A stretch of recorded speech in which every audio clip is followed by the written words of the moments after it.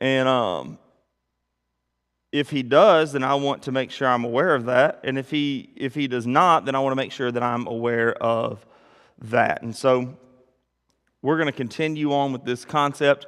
We had the rod written down from Proverbs 10:13, and we had it again, but it got erased, so we're going to do it one more time here. We talked about this idea of the rod.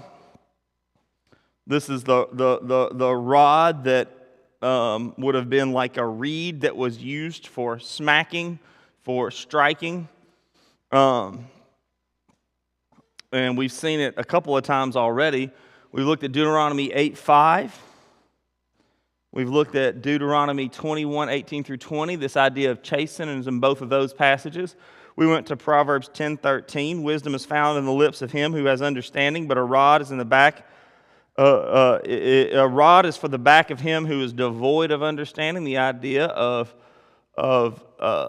this is, of course, not referring to children, but an unruly person who lacks understanding, that a rod can help them to understand what it is that they are supposed to be doing. And then Proverbs 13:24.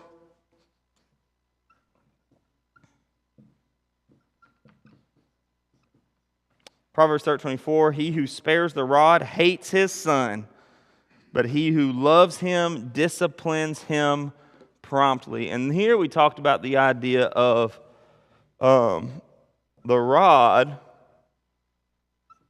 equals discipline.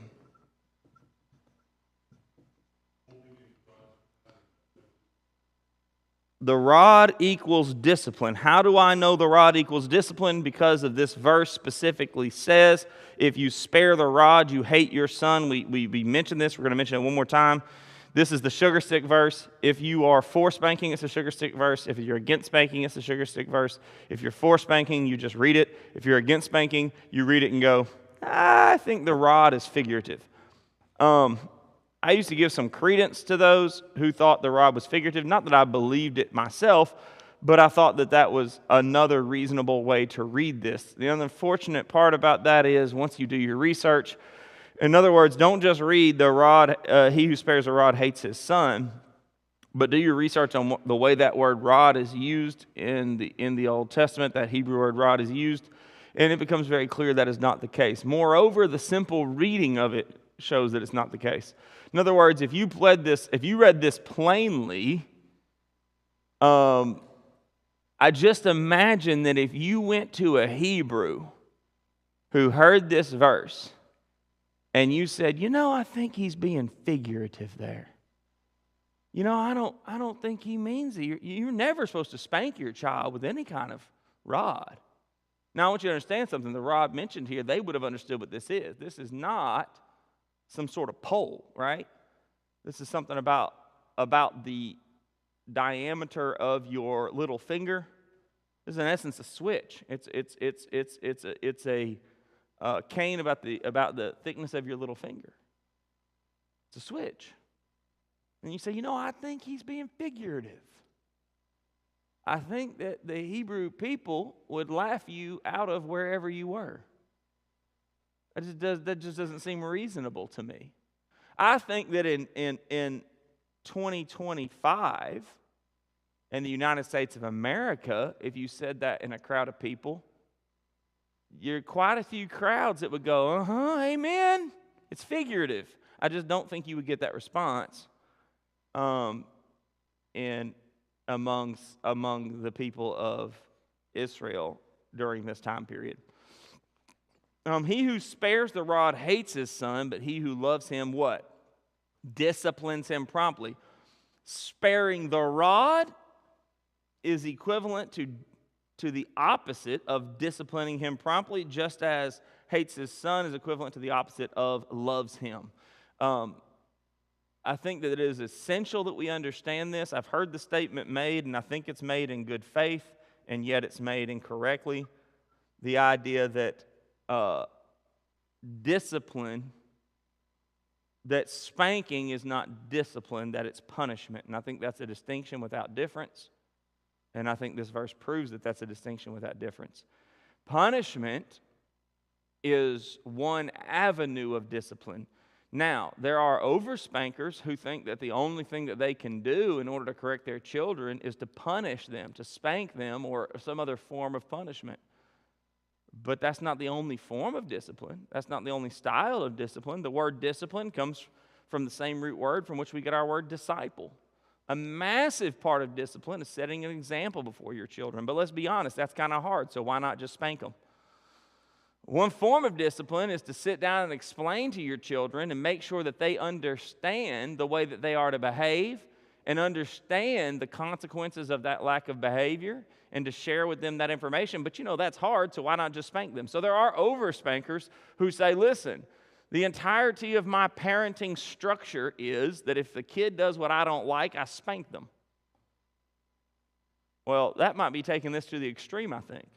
But there's no doubt about it that what God's word indicates us in Proverbs 13:24 is that the rod, or spanking, that is striking the child with the rod, is a form of discipline. That's Proverbs 13:24. We're going to keep moving forward. We have several scriptures to look through. Next up, we're going to go to Proverbs 15:10. Proverbs 15:10. And here we're going to see harsh. Someone says, well, that seems a little harsh. Yeah. The Bible has something to say about harsh discipline. Proverbs 15:10. And I believe it's already on the screen for you. Harsh discipline is for him who forsakes the way, and he who hates correction will die. Once again, we have just a couple things in this passage. First of all, if someone forsakes the way, they needed harsh discipline. And you think about that, that's particularly makes sense under the Old Covenant. The previous passage we just looked at is often related to the passage that talks about if your son refuses to obey, to take him to the gate of the city and have him stoned. We talked a little bit about last week about how we don't stone them. And if I were to make an argument against spanking from the Old Testament, if I were to try to somehow negate the verses in the Old Testament that indicate that you're supposed to spank, the quibble I would make is, well, if you're not going to kill your son, then you shouldn't spank your son because they also killed them. And I pointed out that that's a bad argument. That's a dishonest argument because the parents didn't kill the son. If you had a rebellious son who refused to obey, you took him to the nation, you took him to the leaders, you took him to the elders, and it was the nation of Israel that killed the son, not the family. Spanking was done by the parents. Spanking was done within the family. That was the form of correction within the family. Stoning was the form of punishment done by the state. Now, I'm sorry, what? For a repeat offender, someone who absolutely refused to repent and get right. Now, the same principle could apply today, though. If you don't discipline your children, they could absolutely end up in prison. They could absolutely end up on death row. And your lack of discipline would have been a part of what landed them in that situation. Don't get me wrong, you could be a great parent and your kid could go wrong. I'm just saying that if you don't discipline and the child grows up without a concept of discipline, they certainly could end up in jail or dead or worse from that lack of discipline. They did before they got to jail. Do what? The lack of their discipline also could cause them to get in a situation where they didn't even make it to prison. Yeah, there might be some bad people out there, as Curtis is pointing out. There might be some bad people out there that just because you won't spank their child doesn't mean they won't whip your child. Yeah, your child could end up with corporal discipline, if you want to call it that, not truly discipline. That if they're not disciplined, they eventually run into the guy that'll discipline. Yeah, that's what I was alluding to. I read you correctly. I read you correctly. I was saying it tongue in cheek. Yeah, they're going to run into somebody who doesn't have the same feeling their parents. If mommy says, "Oh, I would never spank my boy," they will likely run into someone in their life who will spank them, but he won't really spank them. He'll beat them up.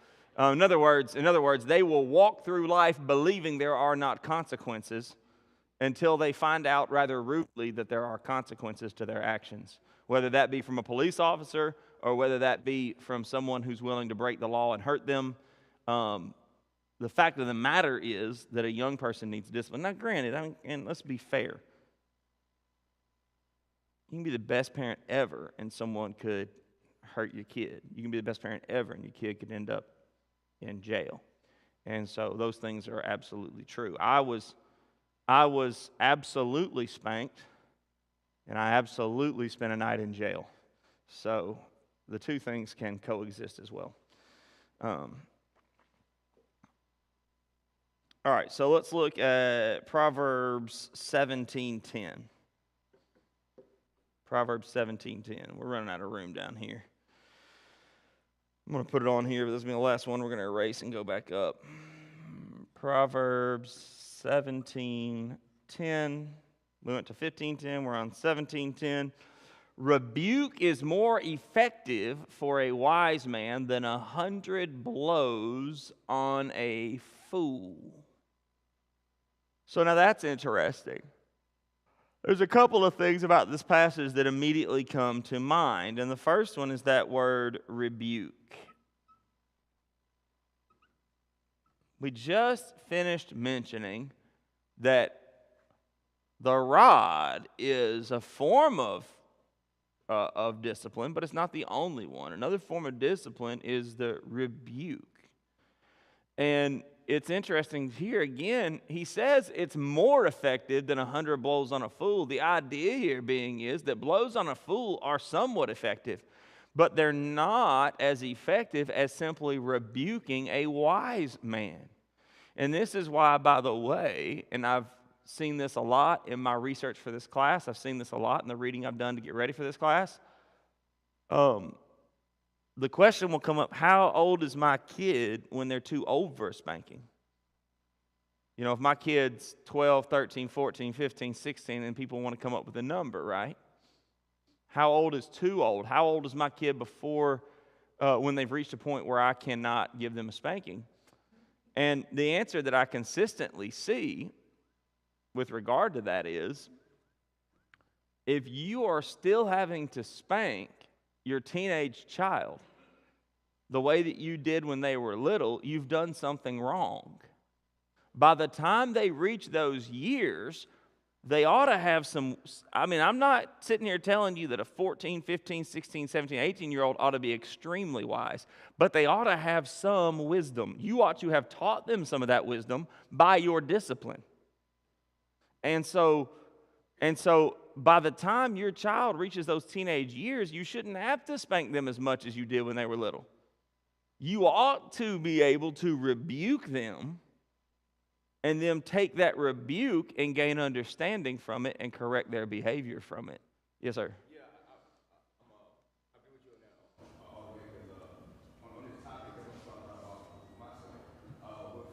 Early on, I didn't want to spank him, but as they comprehend more, I got away from that because they can comprehend more. Yep. And that's actually why.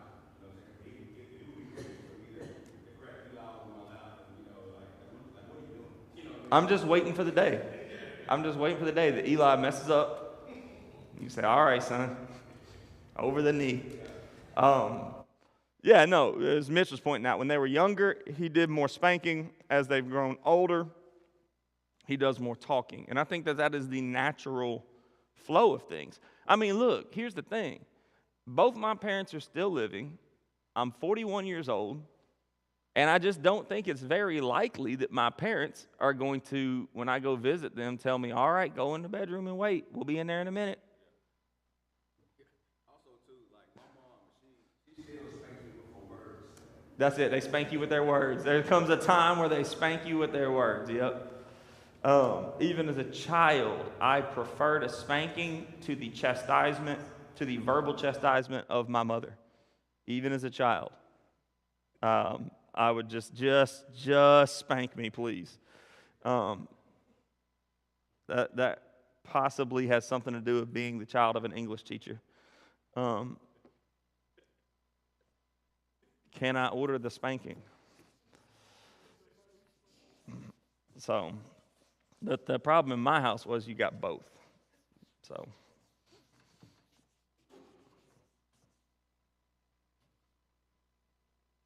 I'm a product, and this is funny. I noticed that a lot of times people will make this point about spanking. They'll say, all these people say that they were a product of spanking and they turned out okay, but that's anecdotal, and that doesn't prove anything. But, and this isn't true of all anti-spankers, but have you ever looked up anti-spanking? Hey, just look up anti-spanking like on social media and see what kind of accounts pop up. Not all of them, but a lot of them. And my heart goes out to a lot of those people, because what I suspect, I think it's pretty much given away at this point that I'm teaching, that the Bible teaches that spanking is something that God has condoned. What I suspect is a lot of the anti-spankers fall into various categories, and one of those categories is people who were abused by parents who called it spanking. I think a lot of anti-spankers were abused in their homes by parents who went, and a lot of times went to these verses and said, well, you spare the rod, you hate your son, and then they go back to beating the living stew out of the kid. Okay? And so they grow up, and that's what they associate with spanking. They don't associate a corrective action, they associate what they suffered in their home. I think some anti-spankers fall into the category of people who overspanked or hurt their children, and they have regret over that. And so they pendulum swing from being overly physically aggressive with their children to no corporal punishment. And I'll be honest with you, I don't know that I disagree with those people in their own personal lives. What they should not do is try to convince others not to spank.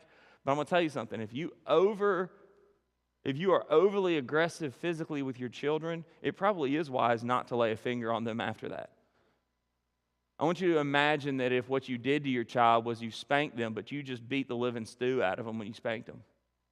You just beat the trash out of them and called it a spanking. I want to suggest to you that even if you repented of that, every time you tell that child to bend over because they're going to get a spanking, that is a massive trigger for that kid of the memories of what happened to them previously. So I don't know if that is, and there's a category of people I think that fall into that category, and if that's the category they fall into, that's fine. The final category is the modernist when it comes to child psychology. And their idea, and I've literally heard these people say, you can never say no to a child or you'll destroy their psyche. And I'm wondering if they've ever met a child. Like, do you know the kind of things my children would have done if I didn't say no? And so the idea is if your child is trying to drink the acid out of a lead battery, you say, oh, sweetheart, wouldn't you rather have some Kool-Aid? And then you let them decide. It's like, no, that's not how that, no, I'm not going to go along with that. And I think that's the third category. And unfortunately, I think sometimes when we meet people who are either hesitant to spank or against spanking, we tend to throw them into that third category, although that may not be their story at all. Their story may be that what they experienced as spanking was actually beating, and now they're against that. They don't want that to happen to their child. And everybody in here is aware of that concept. Everybody in here who had parents, which is most of us, had things, even if it wasn't our biological parents we grew up with, whoever raised you, there were things when you were young that you promised you would never do to your kid. For me, one of those was spanking. I promised myself as a young man I would never spank my kids because I didn't like the spankings I received. And then I grew up, and then I had kids, and then Ava threw a tantrum, and suddenly I started acting like my parents. Perspective changed, yes. Now, there's other things my parents did that I don't do, that I said I won't do that, and then when I became an adult and I had children, I said, I still don't agree with that, and I won't do it, and I don't do it. There's certain things my parents did not do that I do, and everybody in here is familiar with that. And what I'm telling you is, if the Scriptures, which we've already seen so far, and we're going to continue on, if the Scriptures indicate that spanking is something that God has condoned and has told men to do, then that can't fall in that category. It can't fall in the same category as boiling Brussels sprouts. You don't have to boil Brussels sprouts, because the Bible doesn't say a word about boiling Brussels sprouts and making your kids eat them, and they got to sit at the table until they eat them. Even if everybody else goes in the other room and has ice cream and watches TV, they got to sit at the table and eat them. I'm not saying that happened to me, I'm just saying. Boiling Brussels sprouts is not a necessity. You can say, I'll never boil Brussels sprouts and make my kids eat them, and that's fine. The Bible doesn't say anything about Brussels sprouts that I'm aware of. If I missed that, let me know. All right, let's go over to Proverbs 19:18.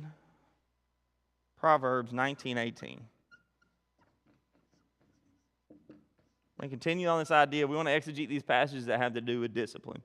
Proverbs 19:18. Chasten your son while there is hope. We mentioned this over here, hope. Proverbs 19:18. Chasten your son while there is hope, and do not set your heart on his destruction.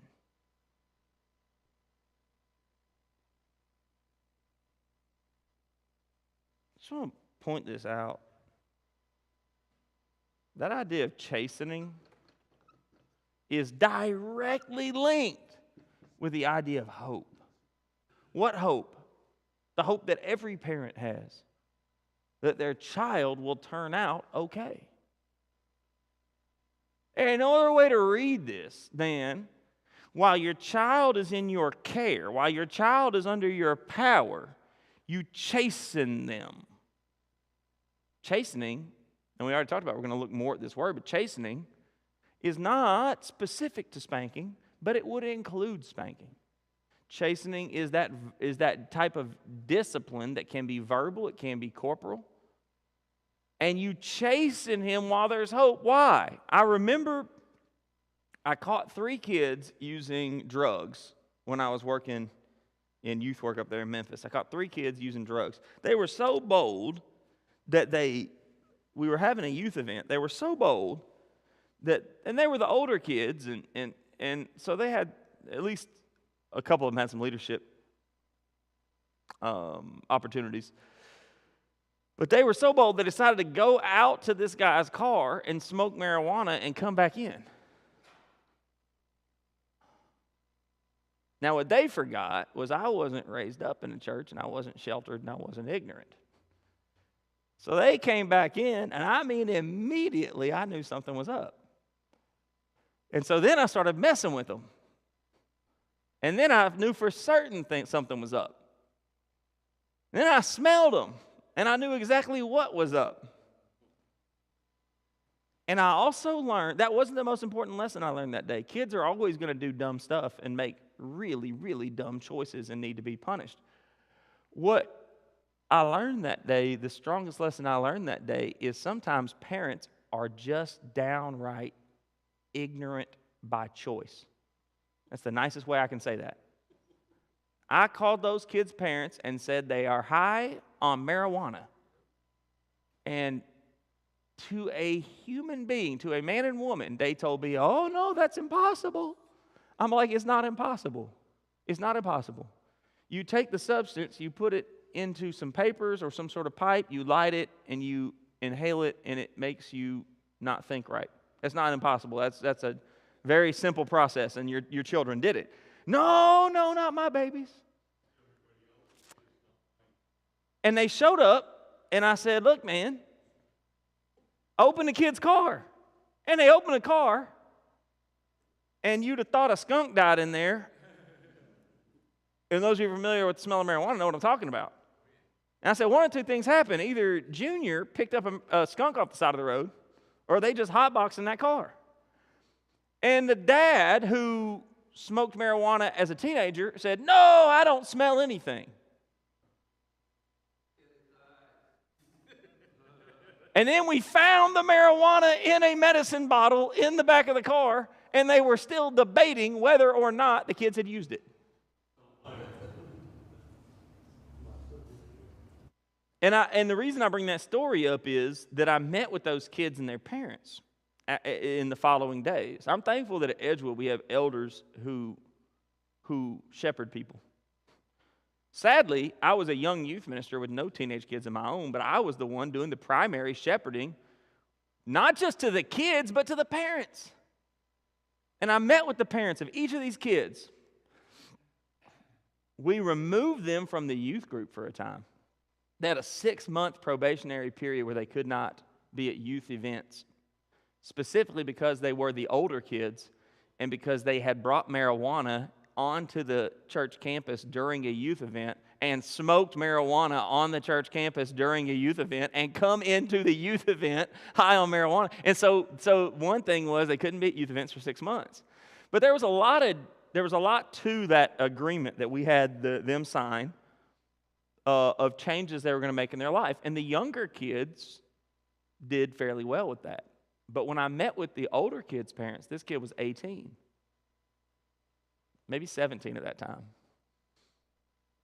And I had called one of my mentors who has dealt with just about everything under the sun and asked him how to handle this. He said, well, the younger kids are probably going to be okay. There's real chance for correcting them. But this kid who's about to turn 18, that's a bad sign. That's a bad sign. He could certainly be corrected, but it'll probably be him that has to correct it. At this point, his parents probably don't have a whole lot of sway on what he does. And that's what we're talking about. He says to chasten them while there is hope, because there comes a point where the concrete sets in a child, and you just aren't going to have very much influence on them. At least not the way you do while they're little. And that starts from the time they can talk. Year by year, you get dumber and dumber in the mind of that child. And they reach a certain age, and they think that they're geniuses. And you don't get smarter again until they have children of their own, and then all of a sudden, you weren't quite as dumb as they thought you were. And that's just the natural course of things. And don't get me wrong, if you do a great job with your kid, they never go through that process of thinking you're dumb. If you do a great job with your kid, many children just simply will respect. I've met kids in this situation respect their parents straight through. Took me my first week of college and no one waking me up and no one fixing out my breakfast before I appreciated my parents. Let's look at Proverbs 19:25. While there's hope,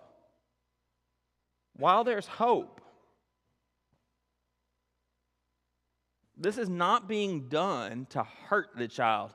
This is not being done to damage the child. Proper biblical corporal instruction, and specifically in this case where he says chasten, and a part of which would be the rod, is done with the intention and the mindset to help the child, to give the child the hope of a positive future. Proverbs 19:25 reads, strike a scoffer and the simple will become wary. Rebuke one who has understanding and he will discern knowledge. Strike a scoffer. Now here we do away with any debate because of the word strike, right? If there was any doubt that he's talking about striking people, that has been put to rest. In this case, what is he saying? What's a scoffer? Anybody got an idea what a scoffer is? A denier. Someone, yeah, that's what you say. And so what he's saying is you got a bunch of simple-minded people around you. You're trying to influence them for the positive. And the scoffer scoffs at you in front of the simple-minded. How can you help the simple-minded? You strike the scoffer. You say, put him over your knee. Let everybody else see that the scoffer gets a spanking. You know, there was a time in this country where murder laws actually meant something, because if you murdered somebody in an expeditious manner, you would be hanging from a public town square. And I'm going to tell you something. If you're a kid and you're 8 years old and you get to make your first trip into town with Dad and there's a big hubbub and commotion, and you say, "What's going on over there, Daddy?" And he says, "Oh, they're hanging a man." And you say, "But what did he do, Daddy?" They say, "Oh, he murdered somebody." Guess what sticks indelibly in your mind? If I murder somebody, they're going to put a rope around my neck and hang me until I'm dead. So I better not murder anybody. Or he stole a horse. That's going to go through your head. I better never steal a horse. What this is talking about is you might not ever correct that scoffer, right? You might not ever get that scoffer right. But if you strike him, the simple will get right. The simple who aren't scoffers, they're not evil in their heart. They're just simple. They'll go, "Oh, so that's what happens if you're a scoffer? Okay, I don't want to be a scoffer." Rebuke one who has understanding, he will discern knowledge. This is an interesting passage, kind of like the other one. It deals with those who do not understand, and it deals with those who do understand. If you're dealing with someone who can't understand, corporal punishment. It kind of goes back to what we said about when our children are younger and they have a harder time understanding, we use corporal punishment more often. As they grow and words mean more and communication means more and their concept of consequences mean more, then the consequences become more nuanced and might be things like other than spanking quite often. Yes, sir?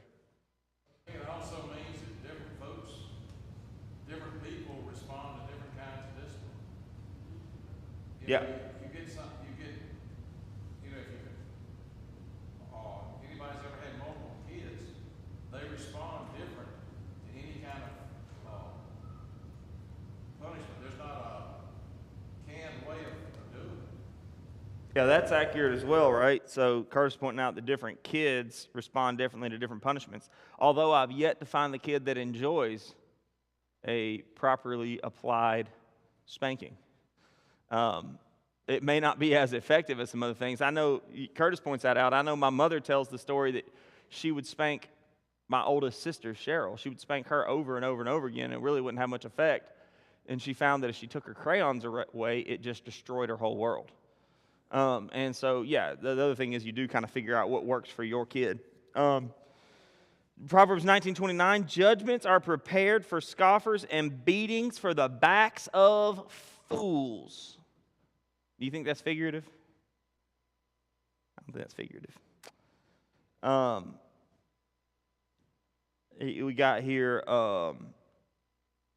beatings. And someone will say, "Wait, are you saying we should beat our children?" No. Your children aren't full-grown fools. Now, I'm going to tell you something. If your child's a full-grown fool, then I think that the government might ought to beat them. I think they ought to. I think that I forget what country it is. One of those countries over there in the Pacific that canes people. And I had a friend that went there, and he said, "There's not a piece of trash in the street, and you can leave your door unlocked at night." Because the citizens know that if you act up and get arrested, you'll get caned. They'll do canings. And he said, it even for adults, it just puts something into their minds about we better not do that. Yes, sir. We have to discipline our children so One second. What's that? we have to discipline our children so we're not destroying them. We have to let them know that they're still loved, because if we're not, and we're just disciplining them, then we are actually destroying them. Yeah, we must discipline them or we'll destroy them. Yes, ma'am.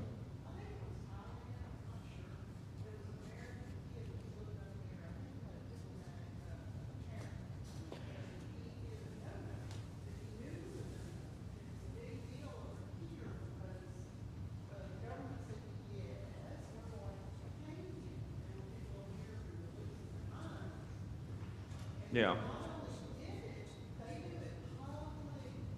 Yeah. It's not Thailand. What's that country? What is that country? It's the island country. No, Myanmar's landlocked, or not completely unlocked, but that's in the subcontinent. Anyway, the bottom line is, yes, that young man went over there. His father was a diplomat. I believe he did graffiti or something. He committed some crime, and they said, "We're going to cane him." And they did. And buddy, I'm gonna tell you something. That's a beating. Okay, what they do to them is not a spanking. Okay, what they do to them is not what we're gonna do to our children. They're taking full-grown adults who've broken the law, and they beat them. I suppose it's nicer than stoning them, but you don't forget. I guarantee you that boy for the rest of his life, he probably sits down slowly to this day after they were done with him. And I've heard stories of those canings in their prison. In their prisons, they do them. And I've heard stories of the canings in their prisons that they have to wake them up sometimes because they pass out from the caning.